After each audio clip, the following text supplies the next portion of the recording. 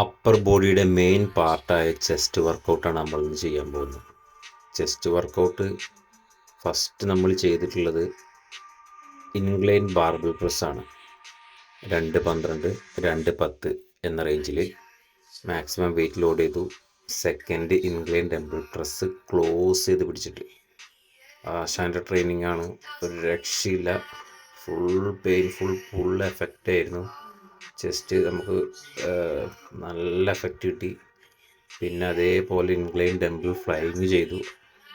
അതൊരു കോംബോ ആയിട്ട് ചെയ്തത് സംഭവം. ഇൻക്ലൈൻ്റെ 3 വർക്കൗട്ട് ചെയ്തപ്പോഴേക്കും നമ്മുടെ ചെസ്റ്റ് അത്യാവശ്യം നല്ല അടിപൊളിയായിട്ട് പമ്പായിട്ടുണ്ട് വന്നിരുന്നു.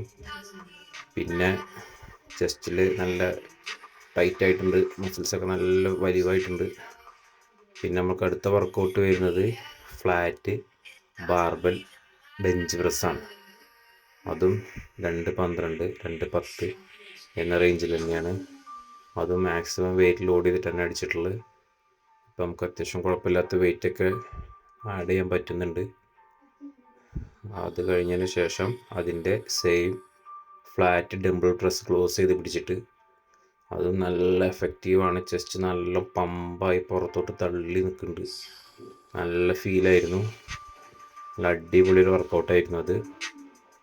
പിന്നെ വരുന്നത് അതിൻ്റെ ഫ്ലാറ്റ് ഡംബിൾ ഫ്ലൈയിങ് ആണ്. അത് കഴിയാനായപ്പോഴേക്കും വെയിറ്റ് നമുക്ക് പോവാതെയായി. ചെസ്റ്റൊക്കെ കൊണ്ട് വലിഞ്ഞ് നല്ല എഫക്റ്റുള്ള വർക്കൗട്ടായിരുന്നു. ഇനി അടുത്ത ആഴ്ച നമുക്ക് ഇതേ വർക്കൗട്ട് ആവില്ല, വർക്കൗട്ട് മാറും. ഓരോ ആഴ്ചയിൽ നമുക്ക് വർക്കൗട്ട് മാറി മാറി വരും.